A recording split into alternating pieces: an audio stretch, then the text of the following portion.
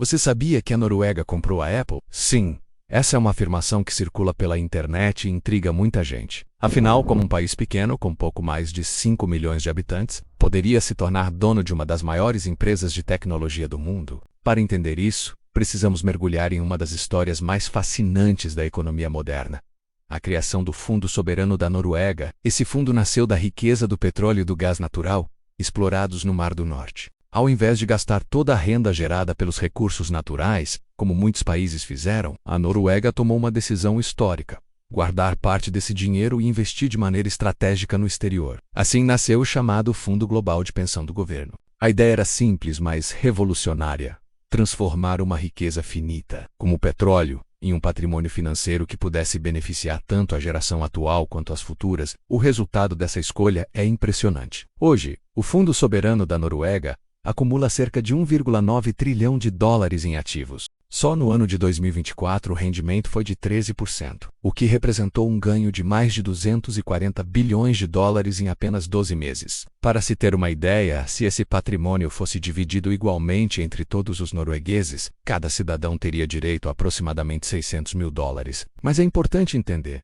esse dinheiro não pode ser sacado individualmente. Ele pertence ao Estado e serve como um cofre coletivo para financiar políticas públicas e garantir estabilidade no futuro. E onde está investido todo esse dinheiro? Em praticamente todos os cantos do planeta. A carteira do fundo é gigantesca e diversificada: 70% em ações de empresas, 27% em títulos de renda fixa e quase 2% em imóveis e energia renovável. No total, são participações em mais de 8.600 empresas, distribuídas em 70 países e em 42 moedas diferentes. Sozinho, o fundo norueguês detém cerca de 1,5% de todas as ações listadas no mundo. Isso significa que, de alguma forma, a Noruega é dona de pedacinhos de praticamente todas as grandes companhias globais. E é aí que entra a Apple. Sim, o Fundo Soberano da Noruega tem ações da Apple, assim como tem da Microsoft, da Tesla, da Nestlé e de milhares de outras gigantes do mercado. Mas atenção, estamos falando de pequenas participações, não de controle. A Noruega não toma decisões dentro da Apple, mas participa como acionista, lucra com a valorização das ações e tem direito a dividendos.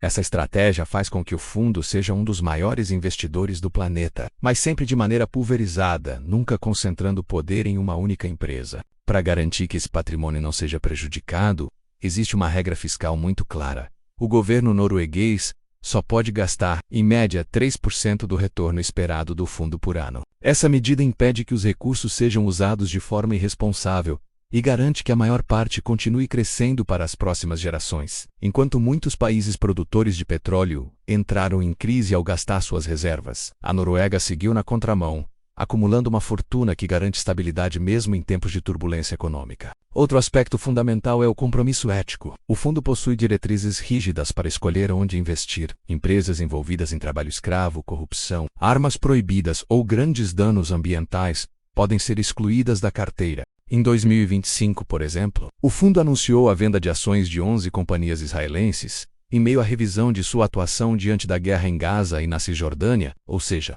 não basta gerar lucro. É preciso também respeitar valores éticos definidos pela sociedade norueguesa. Para o cidadão comum, o fundo representa muito mais do que números em relatórios. Ele é a garantia de que serviços essenciais como saúde, educação e infraestrutura terão financiamento estável, independentemente das oscilações do preço do petróleo ou das crises internacionais. É como se cada norueguês tivesse um seguro coletivo contra imprevistos econômicos. E é justamente essa visão de longo prazo que tornou o país um dos mais estáveis e ricos do mundo. E agora, voltando à pergunta inicial: será que a Noruega comprou a Apple? A resposta é não. A Noruega não é dona da Apple, nem controla a empresa. O que ela tem são pequenas fatias dessa e de milhares de outras companhias ao redor do mundo. O que realmente importa não é a Apple em si, mas a estratégia: transformar o petróleo em um fundo de investimento colossal, que rende lucros constantes e garante o bem-estar de gerações inteiras. Essa é a verdadeira genialidade da Noruega.